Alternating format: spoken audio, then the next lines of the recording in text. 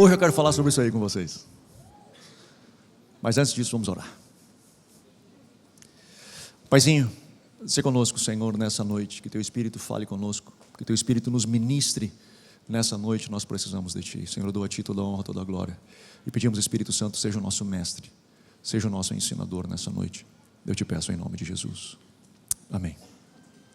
Eu citei essa pregação há um tempo atrás, dizendo, procura no vídeo no YouTube, tem uma pregação assim. Aí eu fui procurar, não estava lá. E era uma época que eu comecei a citar sobre isso, e eu digo, cara, deixa eu conversar sobre isso novamente, que tem alguns temas importantes, alguns assuntos importantes, e eu acrescentei alguns novos nessa nova lista para a gente conversar hoje à noite. Mas por que surgiu esse título dessa mensagem? Ela surgiu porque numa época na igreja, eu comecei a ouvir alguns comentários de pessoas que diziam o seguinte, lá na CTF pode tudo, cara. Lá pode tudo. Lá o pessoal que frequenta lá, não, cara, lá os caras são liberal. Lá pode tudo, cara, lá pode ver de qualquer jeito e tal. Isso me incomodava pra caramba, porque nunca foi a nossa intenção, nunca foi a nossa pregação, nunca foi o nosso jeito de expressar. Isso me incomodava muito, porque digo, Senhor, a gente fala de pecado, Senhor, a gente aponta pecado, a gente fala de santidade, a gente fala um monte de coisa. Por que as pessoas elas estão tendo essa leitura, ou estão achando que é assim, e provavelmente eles estão fazendo isso, não é da nossa pregação, é da postura dos nossos membros, né? Como eles estão fazendo esse tipo de leitura? E eu fui orar, e eu fui dizer, Senhor, me ajuda a entender o que está acontecendo. E a percepção que eu tive naquela época foi de que a razão pela qual as pessoas faziam essa leitura é porque nós, como igreja, nós não proibimos as pessoas de nada. Nós ensinamos elas a fazerem as escolhas corretas, mas elas são livres para escolherem o que elas quiserem. Afinal, eu criei meus filhos assim.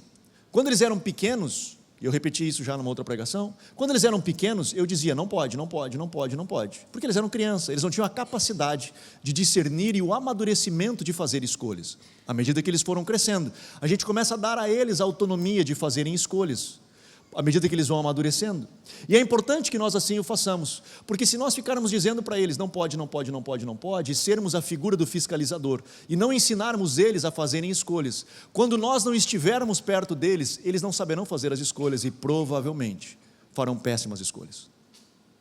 Então, se nós ensinarmos eles a fazerem escolhas diante das dificuldades, eles saberão escolher, eles saberão qual é a opção a tomar, e assim nós temos procurado desenvolver a igreja, porque afinal não estamos aqui criando uma creche, nós estamos preparando uma noiva que vai se encontrar com o seu noivo, é isso que nós estamos fazendo aqui. Então, cara, nós começamos a fazer isso, começamos a contribuir na vida das pessoas, dizendo assim, cara, não é a regra que eu vou te dizer, pode, não pode, mas entenda o porquê você faz o que faz. E essa é a grande questão. André, me ajuda nesse gifzinho, que é um meme de quando a gente não entende a regra, ou melhor, a gente cumpre a regra sem entender o porquê que eu faço o que faço. E a gente fica nesse negócio assim. A gente está cumprindo a regra, só que a gente não sabe por que a gente faz o que faz. E tão idiota quanto isso aqui é a vida da gente, cara. Quando a gente fica fazendo porque todo mundo faz, mas a gente não sabe por que a gente faz. Por que nós estamos fazendo esse tipo de escolha, por que nós estamos indo nesta direção.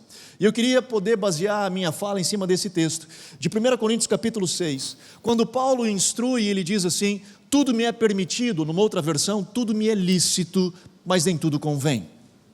Tudo me é permitido, tudo me é lícito, mas eu não me deixarei dominar por nenhuma dessas coisas, eu não vou permitir que nada uma dessas coisas me domine. Essa é uma frase forte de Paulo, porque quando ele diz assim, eu posso todas as coisas, tudo me é permitido, tu fica assim, mas tudo?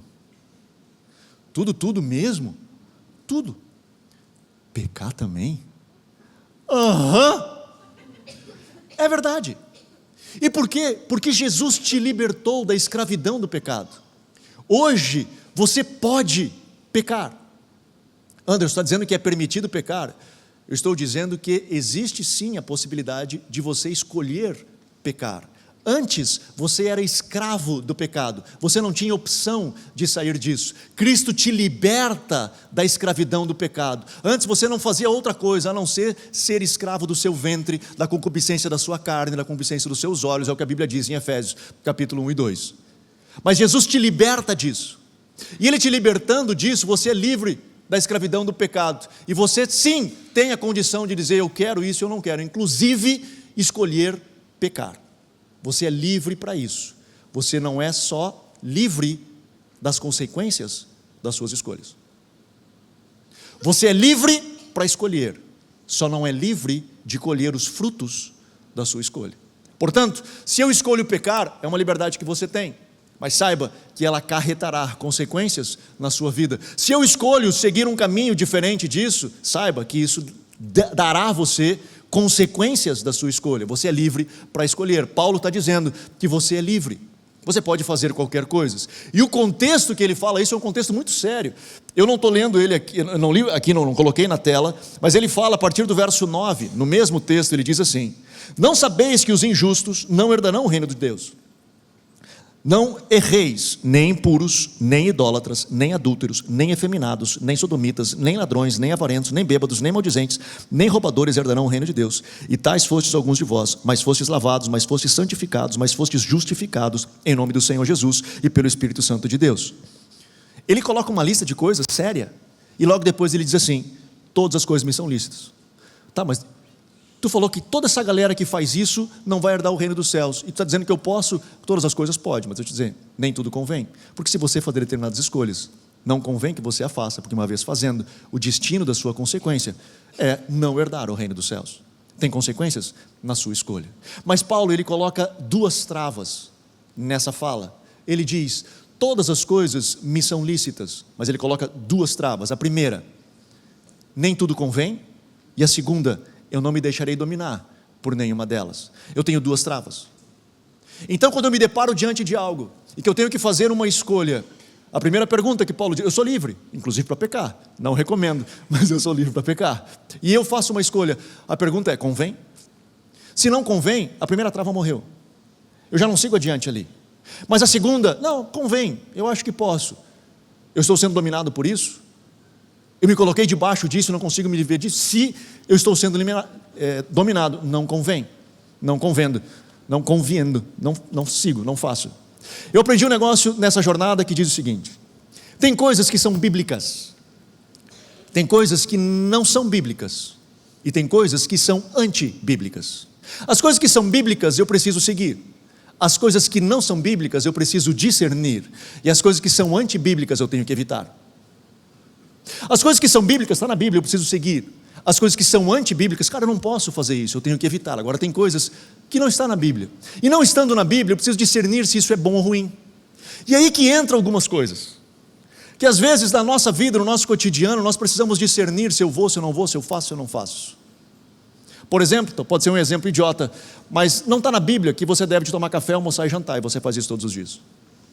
E não é bíblico, e está lá, você faz, todos os dias. Está mal fazer? Não. Graças a Deus que você consegue. Mas não é bíblico, não precisa ser, nem tudo está lá. Mas o que é bíblico, eu preciso seguir, eu tenho que seguir. O que é antibíblico, eu tenho que evitar, eu preciso evitar. E o que não é bíblico, eu preciso discernir. Então, em cima desse princípio, eu quero conversar com você sobre alguns temas. O primeiro deles é a roupa. Eu sei, está constrangedor, né? Diz: pastor, tira logo essa foto daí. Mas assim como é constrangedor vocês olharem aqui, é constrangedor olhar aí. É a mesma coisa.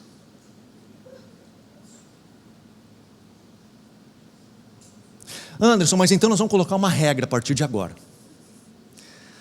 Nós vamos botar alguém lá na porta, que vai ficar com 3 dedinhos assim. E se chegar com acima dos 3 dedinhos, não entra. Claro que a gente não vai fazer isso, cara. Óbvio que a gente não vai colocar uma regra, tem que ser assim, tem que ser assado, não pode vestir isso, não pode vestir aquilo, não. Agora a roupa tal não pode, tal não sei o quê, né? Eu conversando com a arquiteta, quando ela fez a escada para nós, e ela tinha feito uma escada um pouco diferente, eu digo: não consegue colocar um vidro nessa escada, eu acho que vai ficar mais leve e tal. Daí ela fez com o vidro, e aí quando eu olhei o vidro, eu me dei conta assim, e não dá para nós deixar meio fumê esse vidro aí? E daí ela assim: por quê? Porque eu acho que vai ter gente embaixo dessa escada, só para ver como é que tá. Dela: não, que vem gente vestida assim na igreja. Eu falei: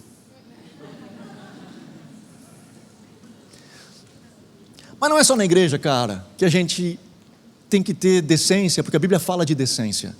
Ela fala de nós sermos pessoas decentes na vestimenta, né? De termos a decência na vestimenta. Se eu puder dar um conselho para você, Pare na frente do espelho, seja você homem ou mulher, e pergunte ao Espírito Santo: cara, como é que eu estou? Deixa eu falar um negócio para você, ele vai falar contigo. Ele vai falar contigo. Então, cara, hoje, eu sei que está chegando o verão aí, né? A gente tem que cuidar, mas, cara, tem coisas que, mano do céu, às vezes assusta. Eu falei isso com os nossos voluntários, treinamento de voluntários. Cara, às vezes, tem o pessoal, as meninas, elas vêm com os decote, assim, que ele fica, decote, eu não sei, eu não tenho, é isso aí, para saber como é que é.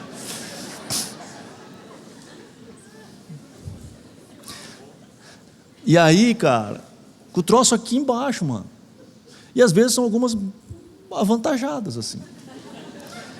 Aí as pessoas vêm para frente, dobram o joelho para receber oração. Aí tu vem orando assim,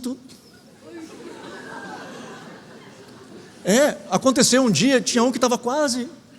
Eu quase, sabe, quando me lembrei da época do futebol, porque tu vem aqui, dá só aquelas de volta e tu coloca de volta... Sabe, porque estava vindo, eu pensei, cara, eu vou, e coloca de volta.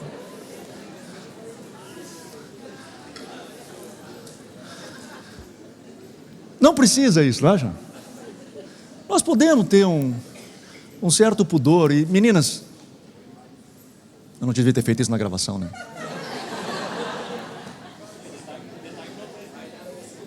Eu fui lembrar só agora disso aí. Cara, eu preciso ter filtro.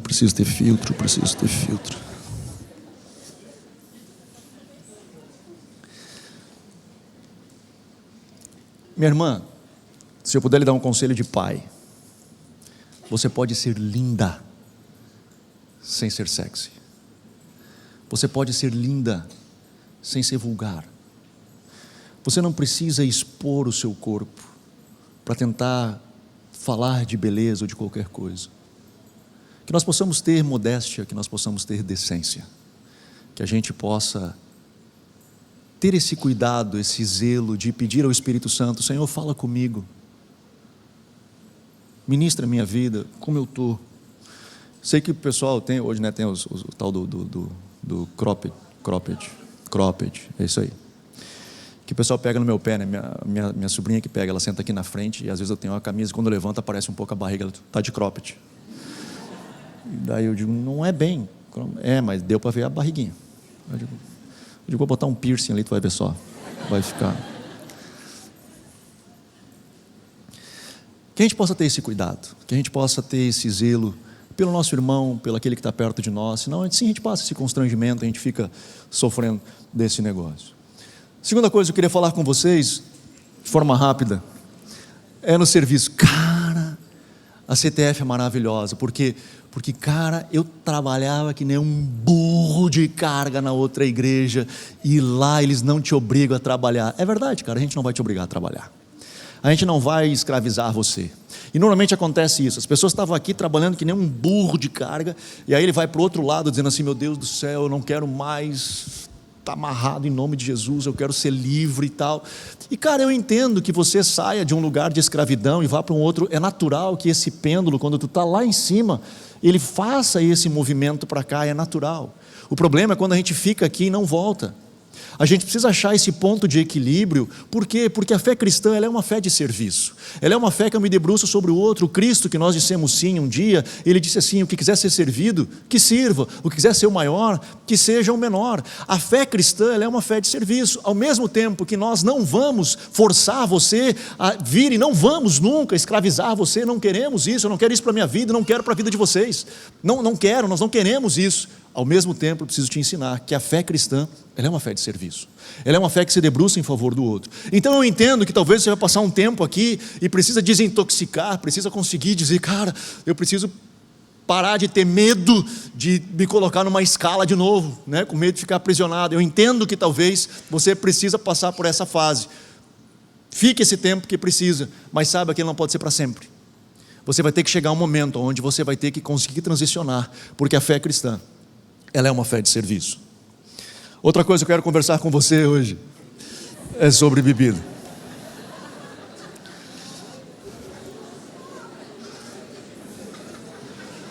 Podia ter escolhido umas fotos melhor também.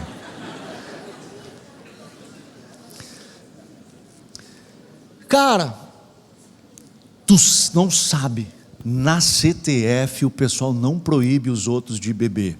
Cara, não, a gente não proíbe mesmo. Não proíbe. Significa que está liberado? Juntamos um monte de pingunço agora na igreja? Não, é claro que não, eu vou te explicar por quê. Primeiro, deixa eu lhe falar o seguinte. A Bíblia ela não tem um texto claro que condene a bebida alcoólica. Não tem, honestamente, não tem. Nós culturalmente no Brasil, nós entendemos que o álcool é pecado. Culturalmente.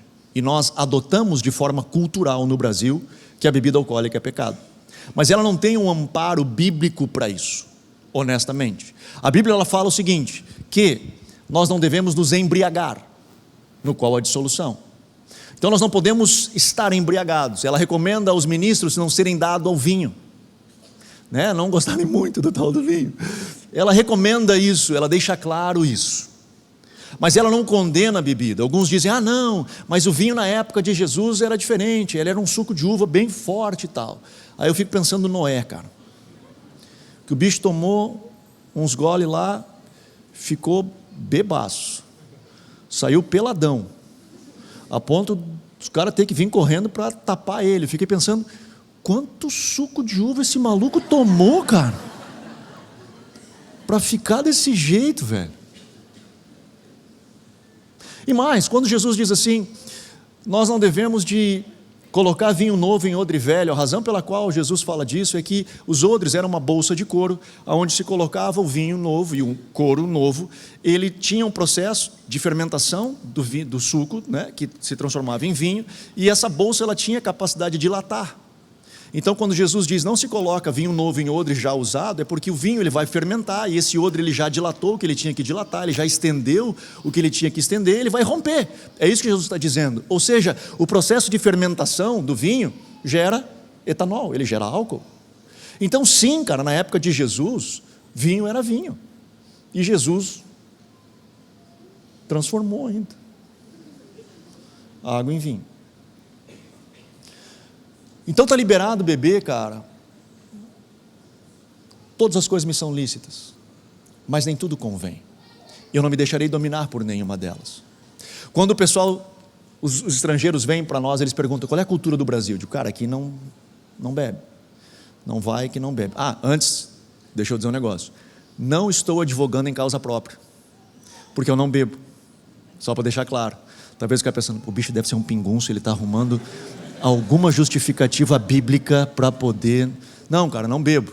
Eu sou do cara assim, que na virada de ano, quando celebra todo mundo com champanhe, estou eu com um copo de água com as crianças assim, eu e as crianças, todo mundo celebrando com champanhe com as crianças. Eu não gosto, cara, não gosto de beber, não bebo refrigerante, não bebo nada, bebo água. É o que eu faço, eu bebo água.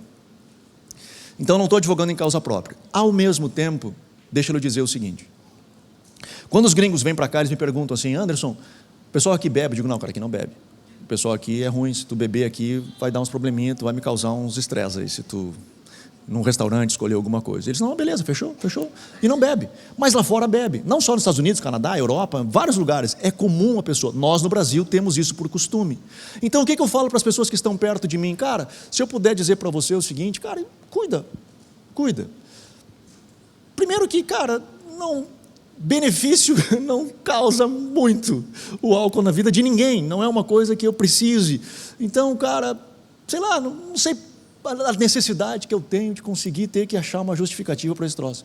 Não sei, eu não vejo tanta coisa. Então, cara, tem lugar que não convém. Eu falo para as pessoas, cara, cuida onde você vai tomar, porque às vezes pode ter alguma pessoa que vai ficar escandalizada e você vai acabar maculando a fé desse irmão. Então, cuida onde você vai, cuida o que você faz. Então, convém, pensa se convém. Está tranquilo isso? Passa pelo primeiro crivo de Paulo, convém? E se convém, por alguma razão, você acha, não, cara, eu estou em casa, eu bebo socialmente, todo mundo que bebe socialmente. Aí, diz, não, eu bebo socialmente e tal. Aí, bebe só em casa, só no meu lugar e tal. Está te dominando? Começou a dominar você consegue ficar sem? Não consigo ficar sem. Provavelmente começou a te dominar. Se começou a te dominar, já era. E se eu puder falar um negócio para você, outra coisa, se um dia você sofreu com o álcool, para você, é não. Ponto. porque ele vai arrebentar com a sua vida. O primeiro gole que você der, arrebenta com a sua vida. Então, para você, é não. E não sou eu que tenho que dizer, é você que tem que saber da sua vida. Porque, cara, é um princípio que vai te arrebentar. Então, não entra por aí. Não é uma porta que você deve de entrar. Mas se eu puder dar um conselho, outro conselho para você. Quando as pessoas dizem assim, não, mas eu bebo só socialmente, cara, eu não tenho problema e tal. Às vezes nós não nos damos conta de que começamos a entrar para dentro de um caminho perigoso. E talvez nós estamos cegos, é um ponto cego na nossa vida. E se eu puder dar um conselho para você. Quando alguém chegar para você, pessoas que te amam, tipo o teu cônjuge, o teu filho, pessoas que estão perto de ti, olharem para ti e disserem assim, tu não acha que chega? Essa é a hora de você parar. Essa é a hora de você dar um passo para trás. Porque talvez eles estão enxergando algo que você não está enxergando. E você vai dizendo, não, eu estou tranquilo. Provavelmente, essa tua fala, eu estou tranquilo, é porque aquilo ali passou a te dominar. E se passou a te dominar, já não convém. E se não convém, não é lícito para você. Que nós temos a capacidade de fazer esse discernimento. Amém?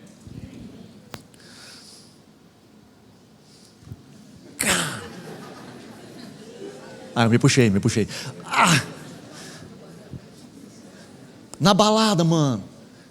Dá para ir na balada só de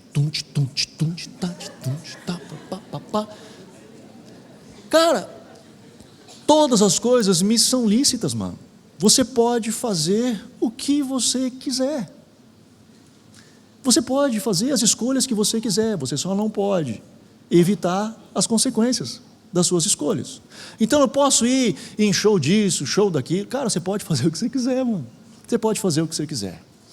Agora, o que acontece? Deixa eu tentar trazer um paralelo para você. Cara, quando você... Eu quero começar a orar mais. Eu oro pouquíssimo, oro minutos. Eu gostaria de orar, 30 minutos, mas para mim é muito difícil orar 30 minutos por dia. Aí você se reúne com um grupo de pessoas que ora 2 horas por dia.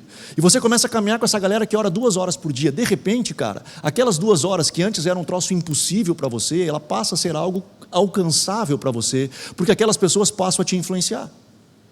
Então aquilo que antes era um teto seu, de repente passa a ser o seu piso. Porque você começa a caminhar com pessoas que te demonstram outra realidade de mundo. Uma outra realidade de possibilidades. Lê a Bíblia, ou sei lá, de qualquer coisa. Você começa a caminhar com pessoas que antes você achava, cara, isso é muito impossível. Mas isso acontece em qualquer coisa da vida, tá? Em qualquer coisa da vida é assim. Você se reúne com pessoas que estão num outro nível de você, elas te puxam para aquele lugar. O inverso é verdadeiro. Se eu tenho algo e eu começo a estar num ambiente onde o que acontece ali é uma outra realidade do que eu estou acostumado, mas eu fui e não me aconteceu nada. Graças a Deus que não aconteceu nada, que bom que você conseguiu se permanecer assim, mas até quando você vai, se você começar a fazer isso de forma frequente? O quanto desse ambiente passa a exercer influência sobre você? Cara, eu fui uma vez, eu fui 2 vezes, não aconteceu nada. Que bom que não aconteceu, espero que não aconteça mesmo, que você consiga se manter fiel aos teus princípios, aos teus valores. Você não precisa se corromper 1 vez, 2 vezes, 3 vezes, e nós podemos aproveitar esses momentos da vida, ir em eventos e tudo isso. A questão é quando eu começo a inverter isso. E isso começa a ser o mais importante da minha vida. E de repente é disso que eu estou me alimentando. E aí começa a ser um problema. E aí aquilo que antes convinha, já não convém mais. Eu lembro um dia, eu estava no Canadá, depois de uma conferência de pastores, e cheguei no hotel, eram umas 11 horas da noite, estava com muita fome, e lá eles jantam muito cedo, jantam 5 horas da tarde, cara, um troço absurdo, e o restaurante fecha tipo 7, 8 horas, não tem mais restaurante aberto. Eu cheguei no hotel, perguntei, cara, não tem um lugar para comer aqui? Eles, cara, tem um bar aqui, uns 500 metros, que tem comida. Eu digo, dale. E fui, cara, comer no bar. Entrei, cheguei, já tinha uma moça que te recebe na porta ali, né, a garçonete, enfim, já me levou para a mesa, ela já me colocou, sentei, já me deu o menu, já comecei a olhar, porque estou louco de fome. Eu comecei a olhar, já disse para ela o que eu queria, top. Disse para ela, ela anotou, beleza, muito simpática, querida, beleza, entreguei para ela o menu. Ela saiu e aí eu levantei a cabeça e comecei a olhar. Eu digo, errei o pulo. Era um bar, não era nada sério, não era nada assim complicado, mas era um ambiente que eu não estou acostumado, não estava acostumado, não era aquilo, não era o meu lugar, né? Tava o cara na mesa da frente, assim, tentando ficar com a outra garçonete, já estava puxando ela para sentar no colo dele. Eu digo, Do lado tinha um casal que parecia duas cobras, que não sabia onde começava e terminava um e começava o outro, sabe? Que estava aquela coisa assim. Eu digo, cara, mas o que houve ali, mano? Aquele braço é de quem, Paulo? Né? Era uma coisa que eu digo, o que aconteceu ali? E aí eu digo, cara, o que eu estou fazendo aqui? Eu quase estava assim, já tipo, tomara que ninguém me veja aqui, né? Que não passe nenhum pastor amigo meu na rua que me veja aqui dentro. E aí eu chamei a garçonete de novo e eram várias salas, o ambiente, tinha uma sala, o restaurante não estava cheio, era tarde da noite, tinha uma sala lá que estava com a luz apagada, tinha mesa de sinuca, aquela coisa toda. Eu perguntei, moça, dá para sentar naquela sala? Mas lá não tem ninguém. Eu digo, por isso que eu queria ir para lá. E aí ela, não, pode. Aí ligou a luz, me colocou lá, acho que daqui a pouco vem outro casal sentar, que eu também acho que estava constrangido com tudo que estava, também ficamos lá, nós lá, né, mais separado e tal. Eu comi logo, mais rápido que eu pude, paguei e saí tipo assim, tomara que ninguém me veja eu saindo daqui, porque, meu Deus do céu, cara. Cara, eu me contaminei indo ali? Não, cara, claro que não. O que causou aquilo na minha vida? Nada. Uma história engraçada para contar. Me contaminou? Não. Mas se eu começo toda semana num lugar desse? Entende? Se eu começo a frequentar isso, convém, aí não convém mais. Porque de repente aquilo passa a exercer uma influência. Boicotou minha pregação. É mensagem subliminar, que nem aquele o Jequiti, sabe? Quando vem aparecer o Pix da igreja de novo. Tudo combinado isso aí. Mas está mais que o Jequiti, né? Agora ficou valendo, né? De mensagem subliminar foi pro...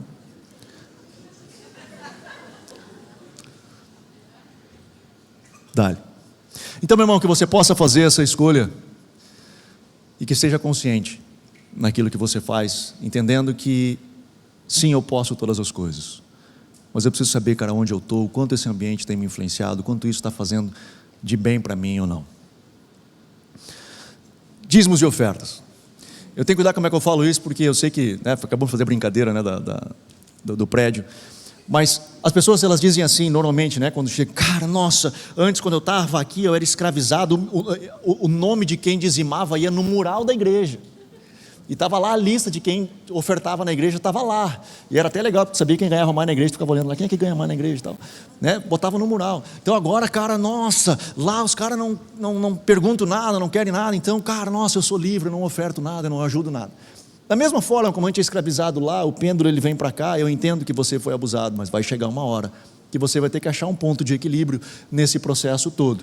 Para isso, a gente vai começar a abusar você, vou mandar o devorador para sua casa? Não, a gente não vai fazer isso. A gente não vai levar por esse lado, mas a gente vai ensinar você, ajudar você nesse processo, a você caminhar dentro de algo que seja saudável, porque existem princípios do reino de Deus. E quando eu faço parte do corpo, eu estou junto, cara. Eu não posso dizer assim, nossa, eu estou aqui e não faço nada. Esse dia eu fiz uma pregação sobre isso, né, de dízimos e ofertas. E se eu não me engano, nessa pregação eu citei algo desse tipo assim, né, de que, cara, eu entendo que vão ter pessoas que elas não vão contribuir. E nós vamos continuar abençoando elas e ajudando elas. E eu cito, se eu não me engano, nessa pregação, né, de um pastor que eu escutei de São Paulo, que o obreiro um dia chama ele lá na rua, né, e diz, ô pastor, olha aqui, está vendo essas crianças que acabaram de entrar? Então, tem os pais dela, todo domingo de manhã, vem, deixa as crianças aqui e vão embora. Né? E nós ficamos de babá das crianças todo domingo de manhã. E esse pastor dizendo, conta ele, cara, eu fiquei muito brabo, e eu fui orar brabo, digo, pô, estou de babá das crianças do cara, eles estão consumindo minha luz, consumindo meus voluntários, consumindo o ar-condicionado, consumindo tudo aqui, e os caras só vêm, largam as crianças e vão embora. E ele estava indignado com isso, e Deus falou com ele. E ele disse, cara, tu não sonhou, não pediu a mim para poder abençoar a tua comunidade? Pois bem, eles estão vindo aqui. E que se toda a comunidade, os filhos da tua comunidade vierem para cá e você puder discipular esses filhos dessas pessoas, dessa comunidade. E aí ele chorando, se arrependendo, dizendo, Senhor, me perdoa, nós vamos ajudar todos que vierem. E essa é a nossa postura aqui também. Cara, mas tem pessoas que não contribuem, nós vamos continuar ajudando, estendendo a mão e fazendo a mesma coisa que nós fazemos. Por quê? Porque Deus nos chamou a fazer isso. Nós entendemos que é o Senhor quem nos supre, é o Senhor quem nos provê, é o Senhor quem nos abençoa. Então nós vamos continuar fazendo, independente disso. Nós seguiremos fazendo enquanto nós tivermos condições de fazer, porque obviamente todas as coisas têm custo. Mas enquanto nós tivermos condições, nós o faremos. Ao mesmo tempo, eu preciso ensinar você que, cara, se eu faço parte do corpo, eu preciso estar junto com o corpo. Né? Não sei quantos de vocês me acompanham em rede social, mas eu gosto de correr, eu curto para correr. E uma das coisas que logo no início que eu aprendi na corrida é que eu não posso encher o bucho antes de correr. Por uma razão simples, quando eu encho o bucho, né, para correr, existe um processo de digestão, onde o corpo ele se concentra na digestão. E aí, mas eu vou correr, cara, eu uso as pernas para correr. Eu não preciso da barriga para correr. eu só preciso das pernas. Cara, óbvio que não vai funcionar, é ridículo esse pensamento. Por quê? Porque nós somos um corpo. Então, se tem uma bolha no pé, cara, tu já está mal, tu já sofre, tu já padece. Por quê? Porque o corpo inteiro ele está envolvido nisso. Então não tem como eu dizer assim, não, beleza, pode, eu vou lá e tal, mas eu não participo, eu não sofro junto. Cara, provavelmente você não faz parte do corpo. Provavelmente você está grudado no corpo. Eu cito isso nessa pregação. Eu tenho que cuidar como é que eu falo, porque eu não quero que soe manipulativo. Eu não quero, só porque hoje eu falei de um projeto que nós precisamos, eu não quero, falando disso, que você se sinta constrangido. Não é isso, me entenda, não é a minha intenção. Eu estou já avisando de antemão que não é essa a minha intenção. Não tenho esse, não quero que você sinta de forma alguma pressionado em relação a isso. Mas é um princípio. E eu cito nessa pregação de que quando tem alguém que está conectado, onde ele só extrai do corpo, mas ele não sofre com o corpo, ele não tem nada com o corpo, ele só extrai. Cara, ele é uma sanguessuga, ele é um parasita, ele é um carrapato, ele chama de o que quiser chamar, mas ele está no corpo, ele vai onde o corpo vai, ele faz tudo, mas ele não entrega nada, ele só extrai do corpo, ele não faz parte do corpo. Então, cara, eu preciso fazer, mas eu não consigo dar. Cara, eu posso orar, eu posso chorar, eu posso sofrer, eu posso me voluntariar, eu posso fazer qualquer coisa, mas eu estou junto. Eu estou vivendo isso junto. Eu não sou indiferente ao que está acontecendo. E, de novo, não, cara, nós não vamos oprimir ninguém, nós não vamos apertar ninguém, mas nós vamos ensinar princípios, nós vamos ensinar com que as pessoas entendam o porquê eu faço o que faço. Uma vez entendendo o porquê, dali, a coisa acontece. Então, agora começa a complicar a vida. E aí? Cara, tu sabe que lá eles não proibiram. A gente também não permitiu, mas... Não, cara, falaram que dá. Então, de fato não tem um versículo assim que diz assim, não tenha relações sexuais antes do casamento. Não tem. Não tem um texto que fala exatamente assim. Ele condena a fornicação, que é a mesma coisa. Mas o texto ele não está escrito desta forma. Mas ele tem um texto que ele diz assim, ali em 1 Coríntios, capítulo 7, um pouquinho depois que ele está falando do contexto, e ele diz assim, no verso 2, mas por causa da impureza, ou uma outra versão da prostituição, que o radical é porneia, eu já explico ele, cada um tenha a sua própria mulher, e cada uma tenha o seu próprio marido. O que Paulo está dizendo aqui? Ele está dizendo o seguinte, para que você possa viver em pureza sexual, ela acontece, a regra do jogo, as linhas que acontece o jogo, ela é dentro do casamento. Então, fora do casamento é impureza. Para que você não viva em impureza, para que você não viva em porneia, em prostituição, que é relações sexuais fora do casamento, seja ela adultério, seja ela fornicação, que é a relação sexual sem estar casado.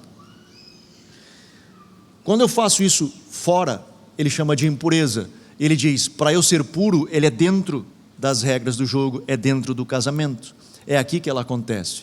Então, quando Paulo coloca as regras aqui, dizendo aqui é a impureza, ele está setando, ele está organizando como deve ser. Por exemplo, quando você vai numa rodovia onde o limite de velocidade é 80, não precisa ter uma placa depois dizendo assim, proibido 92. Não precisa. A placa de 80 diz, esse é o limite da regra do jogo, é aqui que a coisa acontece. Então não precisa ficar dizendo, não pode 95, não pode 102. A regra do jogo é essa, que nós precisamos andar dentro dela. É isso que Paulo está dizendo aqui. Anderson, mas como isso funciona agora, cara? Eu vivo junto, a gente já está nesse negócio junto, e agora eu vou chutar tudo, como é que funciona? Eu sei que eu estou caminhando em ovos, e eu preciso lidar com isso com muito cuidado. Porque, cara, o meu objetivo aqui não é apontar dedo para ninguém, o meu objetivo é nós acolhermos e podermos fazer escolhas certas, para que possamos escolher as coisas certas, para que nós possamos ter respostas certas, e que possamos poder ver na nossa vida algo que seja saudável e salutar. Cara, hoje eu já pisei na jaca, já fiz uma bagunça, minha vida é complicadíssima, está tudo enrolado. Cara, tenho o desejo de acertar? Bora, vamos começar a dar passos. Talvez hoje tu não consiga resolver tudo, mas podemos dar um passo em direção a isso. O Senhor conhece o teu coração, Ele conhece a intenção do teu coração, a sinceridade do teu coração, dizer: Senhor, eu quero poder viver de acordo com a tua palavra. Hoje eu não estou conseguindo resolver tudo isso, mas eu quero poder dar passos. Comece a dar passos em direção a isso, comece a organizar a tua vida, comece a dizer: Senhor, me ajuda, eu quero poder. Hoje eu não consigo resolver tudo isso, eu já fiz muita caca, estou envolvido em algumas coisas que eu não consigo ainda no momento, mas me ajuda a ir organizando isso, para que eu possa glorificar o teu nome através da nossa vida. E nós temos aqui N exemplos de pessoas que assim o fizeram, de histórias que buscaram viver isso de uma forma muito linda, cara, muito linda mesmo, assim, histórias muito lindas nós temos na nossa comunidade. E por que isso é importante? Cara, porque quando nós construímos isso, cara, eu sei que é difícil, para o jovem hoje é difícil, e soa até um negócio engraçado isso, né? Porque o Senhor nos enche de hormônio, e a gente está assim com os hormônios aqui, parece até sacanagem de Deus, né? Assim, então os hormônios aqui, cara, e a gente, mas meu Deus do céu, Senhor, tira o hormônio de mim, né? Deixa eu explicar para você, a gente expulsa demônio, não hormônio. Hormônio está lá, a gente precisa lidar com ele, a gente precisa aprender como é que a gente lida com todo esse negócio que está na vida da gente, né? A gente precisa aprender a lidar com isso. E tem um livro do Chris Voloton que fala sobre pureza sexual.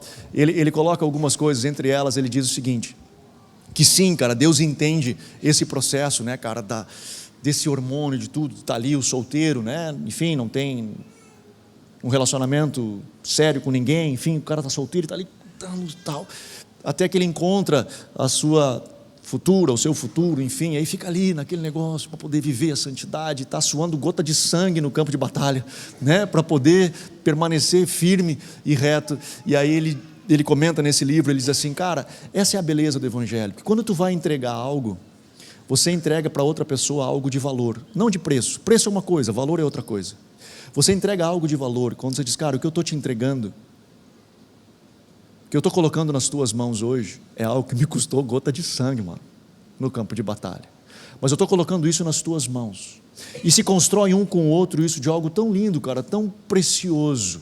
Eu sei, de novo, talvez não seja a sua realidade, talvez onde você está inserido hoje, do contexto que você veio, você está vivendo uma outra coisa, e talvez hoje você não consiga reverter isso de uma forma tão rápida, mas que você dê passos em direção a isso, que você caminhe em direção a isso. Por quê, cara? Porque isso é muito importante, te digo por quê. Primeiro, algumas pessoas chegam e dizem assim, cara, mas como é que eu vou casar sem fazer um test drive antes, né? Eu preciso saber se a gente vai combinar, né? Se a gente dá certo um com o outro. Primeiro, quando você fala isso, você faz uma declaração de que já está rodado, né? Tipo assim, eu tenho que ver se vai dar match, que eu tenho alguns que deu, tal, eu já tenho referência, eu preciso saber se vai dar match. Segundo, você está dizendo que os seus relacionamentos eles são descartáveis, porque uma vez que não deu match, tu está fora, tu é descartado. Deixa eu falar um negócio para você, não é só sexo que eu tinha que fazer test drive, mano. Tem muita coisa no casamento que você vai descobrir só lá na frente, que você nem sabe que tinha esse problema. Você não sabe nem que existia esse negócio. Por exemplo, quando eu casei, eu não sabia que tinha boleto. E aí vieram. Cara, tem um monte de coisa que vem. Tem um monte de coisa que aparece. E o que a gente faz quando a gente tem uma aliança com o outro? Cara, nós vamos vencer esse troço junto. Nós vamos nos abraçar, nós vamos chorar junto e nós vamos vencer, inclusive, dificuldades em área sexual. Ou o que seja, qualquer coisa. Mas nós nos amamos e nós vamos lutar por isso, e nós vamos trabalhar isso. Portanto, não cabe. Essa é uma justificativa que não cabe. E mais, quando nós nos respeitamos um ao outro e construímos isso, te falar da minha experiência, eu sei que eu estou insistindo nisso, de novo, talvez não seja a sua realidade, eu não estou aqui apontando o dedo, não estou querendo nem colocar a minha experiência como sendo uma regra de fé e prática, não é, mas foi a minha experiência. Então, ela eu quero compartilhar contigo. Não é modelo, não quero que ela seja referência para ninguém, mas essa foi a minha experiência e o que eu vou compartilhar contigo foi o quanto isso foi importante para nós no nosso casamento, na nossa relação. Estou casado com a Miriam há 29 anos e quando nós namorávamos, tivemos obviamente várias oportunidades onde nós ficamos sozinhos que poderia ter causado qualquer coisa, poderíamos ter seguido numa outra jornada, numa outra escolha, e a gente optou por não fazê-lo. A gente optou por dizer, não, cara, a gente não vai seguir nisso. Eu lembro um dia, eu fui na casa dela, nós íamos pegar um negócio, e ela disse, vamos subir lá, eu só quero pegar um negócio em casa. E aí quando eu subi, os pais dela não estavam em casa, e ela abriu a porta e disse, não, senta aqui no sofá. O sofá era tipo assim, abri a porta, o sofá estava ali na frente, senta aqui que eu vou ali no quarto pegar um negócio, já volto, nós saímos. Eu disse, não, eu vou esperar aqui. na porta. E ela entendeu isso, ela sabia isso, porque nós tínhamos um comprometimento de um para com o outro. Ela entendia que essa minha decisão estava dentro de um contexto que nós combinamos entre nós acerca disso. E, cara, isso foi tão legal, porque esse comprometimento que nós tínhamos um com o outro, não era só porque eu a amava ou ela me amava, era porque nós o amávamos. Nós amávamos a ele, e aquilo que nós amávamos nele fazia com que nós não tomássemos determinadas decisões que iriam contra aquilo que ele entendia ser bom e correto. Então, cara, isso foi para nós muito importante. Por exemplo, nesses 29 anos de casado, eu nunca passou pela minha cabeça de, será que a Miriam está me traindo? Onde será que ela foi? O que ela foi fazer? Cara, nunca nos passou. Eu já viajei, fiquei 36 dias fora, foi o máximo que eu fiquei longe de casa. Foi muito difícil, foi muito ruim, né? Naquela época eu não tinha filhos ainda, cara, foi bem difícil. Mas mesmo viajando, eu não ligava para casa, onde é que tu está? O que tu está fazendo? Porque a gente construiu um caminho, nem ela para comigo, porque a gente construiu um caminho onde a confiança de um no outro, baseado naquilo que nós temos com ele, nos deu sustento de seguirmos adiante. Então, cara, foi precioso. Eu nunca toquei em nenhuma parte do corpo dela, né, que não deveria de tocar, até o dia do casamento, da lua de mel e tudo, e foi precioso para nós. É uma história. De novo, eu não estou querendo dizer que isso deve ser modelo, exemplo, regra de fé e prática, não estou dizendo isso. Mas para nós, cara, foi muito importante. E se eu puder deixar um conselho, se eu puder contribuir na vida de vocês, em especial os solteiros, cara, é lindo demais. Ele é lindo demais. De novo, eu sei, cada um tem os seus desafios, cada um tem a sua jornada, mas que nós possamos clamar ao Senhor, pedir ao Espírito Santo que nos ajude nesse processo todo. Amém?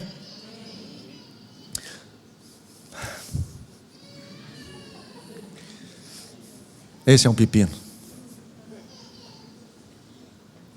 Esse é um pepino, cara, porque eu falei hoje no culto da manhã, nessa hora eu acho que eu gostaria de ser católico, cara, porque a galera é fera pra caramba, cara, nisso aí. Eles são muito corretos nesse sentido. E esse para nós é o calcanhar de Aquiles da igreja evangélica. Porque hoje a gente começou a banalizar a aliança que a gente fez de um para com o outro, dizendo, serei fiel até que a morte o separe. Na doença, na saúde, na riqueza, na pobreza. A gente banalizou isso. E a gente começou a trocar e ser descartável essa relação de qualquer forma. Tudo que eu for falar aqui, e deixa eu dizer isso de antemão, vai ficar gravado. Eu provavelmente não vou falar tudo. Eu provavelmente vou deixar pontos de fora. Porque eu tenho minutos para a gente falar sobre esse tema, que demoraria pelo menos umas 3 pregações para a gente conversar. Então eu provavelmente não vou tocar em todos os pontos. Dito isso, quero dizer que cada caso é um caso, e que é difícil da gente passar uma regra e dizer assim, todo mundo está debaixo desse padrão, porque de novo, cada história é uma história, cada caso é um caso, cada relacionamento de pessoa é um relacionamento de pessoa, e talvez tudo que eu falar aqui, não necessariamente estou falando da sua história, do seu relacionamento, não estou dizendo isso. O que eu estou querendo só é pontuar algumas coisas, mas a minha intenção principal de tudo que eu vou falar agora, a partir deste tema, de tudo que eu falei, enfim, mas em especial deste tema, é que nós, enquanto comunidade de fé, nós valorizamos demais o matrimônio. Nós não queremos banalizar, não importa o quanto a sociedade banalize, não importa o quanto a cultura deste mundo banalize o matrimônio, nesta comunidade nós vamos valorizá-lo o máximo que nós pudermos. A relação marido e mulher, porque entendemos que biblicamente este é o padrão de nós vivermos na nossa comunidade, na nossa fé e em resposta ao nosso Deus. Portanto, nós não vamos banalizar a aliança, e é disso que eu quero conversar com vocês nesses breves minutos que nós temos sobre este tema. Então bora lá. Anderson, como é que funciona essa questão do divórcio e novo casamento? Pode divorciar, não pode divorciar, a gente pode, não sei o que e tal, como é que funciona isso aí? Cara, assim, eu entendo, e é a nossa percepção, a forma de compreender a Bíblia é que Jesus, a Bíblia nos abre pelo menos 2 oportunidades, ou 2 possibilidades, melhor dizendo, não é oportunidades, é possibilidades do divórcio. A primeira delas, Jesus fala no Sermão da Montanha, quando ele diz assim, eu dou a vocês o direito de carta ao divórcio mediante o adultério. E ele então abre essa possibilidade do divórcio por causa do adultério. Ou seja, se rompe algo de uma aliança que era legal através do adultério. E ele então dá a essa pessoa que sofreu o adultério a possibilidade de seguir a sua vida e poder casar novamente. A percepção que nós temos disso. Ainda assim, Jesus ele coloca neste texto: e só faço isso pela dureza de coração de vocês, porque o ideal era que todos perdoassem. E esse é o ideal, que nós possamos restaurar os relacionamentos, e é o que nós vamos fazer sempre. Então, se você vier conversar com a gente, sempre buscando na questão de problemas no casamento ou qualquer coisa, ou alguns vindo conversar com a gente, anunciar divórcio ou o que seja, nós vamos lutar pelo casamento até o fim. Algumas nós conseguimos, outros nós não conseguimos, outros nós até recomendamos que não o sigam, né? Poucos isso aconteceu na história, mas às vezes chegou um momento que nós não recomendamos que seguisse, entendendo que aquilo talvez não seria saudável de alguma forma, por algumas razões. Mas vamos lutar sempre pelo casamento até o final, porque valorizamos demais essa instituição chamada casamento.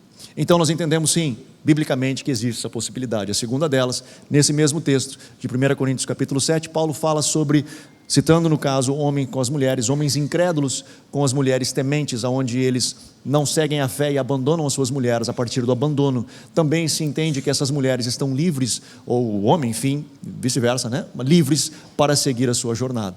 E a terceira forma que nós hoje aqui lidamos com isso, ainda que ela não esteja na Bíblia, é uma instrução específica na Bíblia, e eu acredito até que ela não esteja, porque não era comum naquela época, quão comum é hoje, é a questão da violência doméstica. Nós hoje, por exemplo, se chega um casal ou uma pessoa dentro da minha sala, e cheia de marcas, que sofreu abuso físico em especial, de qualquer nível, é ruim, mas o abuso físico em especial, eu não posso chegar para ela e dizer assim, não, mas a Bíblia não fala nada disso, você vai ter que ficar casada com ela. Se acontece alguma tragédia, eu acabo sendo cúmplice de algo sério disso. Então não, cara, eu não posso, até porque, ainda que a Bíblia não fale, existem outros textos na palavra de Deus que me amparam a ser provida neste caso, a cuidar dela, a preservar ela enquanto indivíduo, enquanto pessoa. Então essas são hoje as 3 situações que nós abrimos essa possibilidade. Anderson, mas então a pessoa divorciada e casou de novo, e que talvez ela não configure disso, ela está amaldiçoada? Não, cara. No meu caso agora, eu estou com um problema? Não, mano. Não necessariamente, não.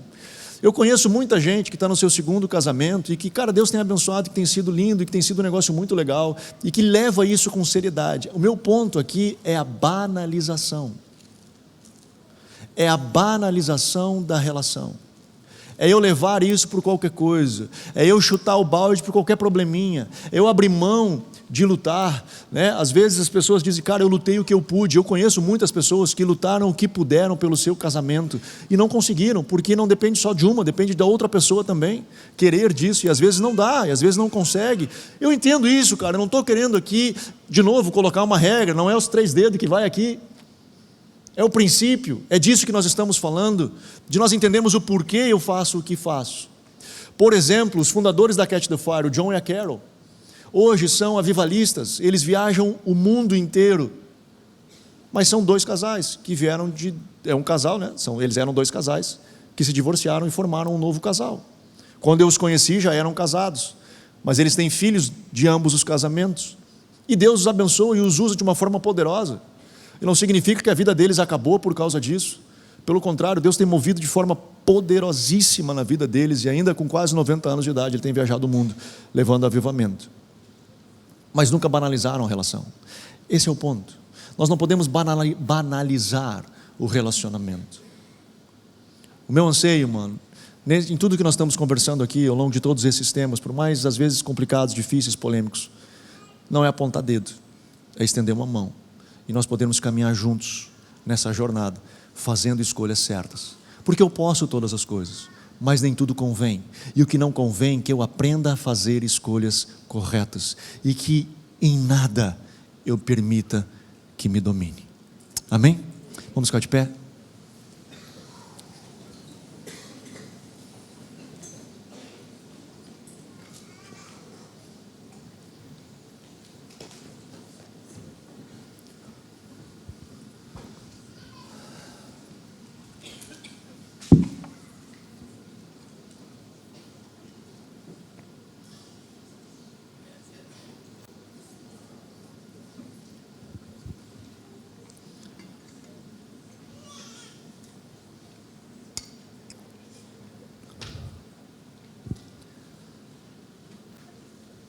Feche teus olhos.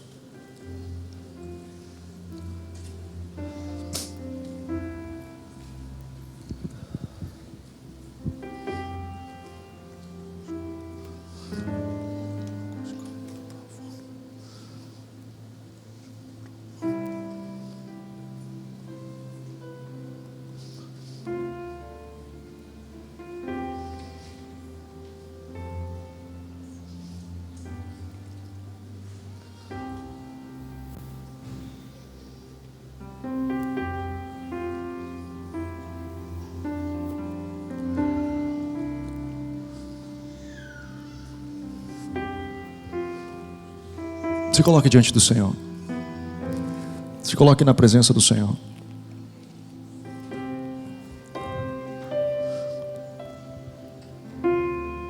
Que nós possamos nos permitir ser ministrados pelo Espírito Santo.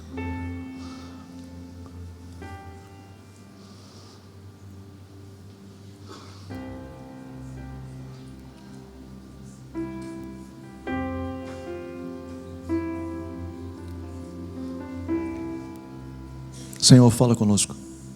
Ajuda-nos, Senhor, nessa jornada. Ajuda-nos, Senhor, a seguirmos os padrões da Tua palavra na nossa vida.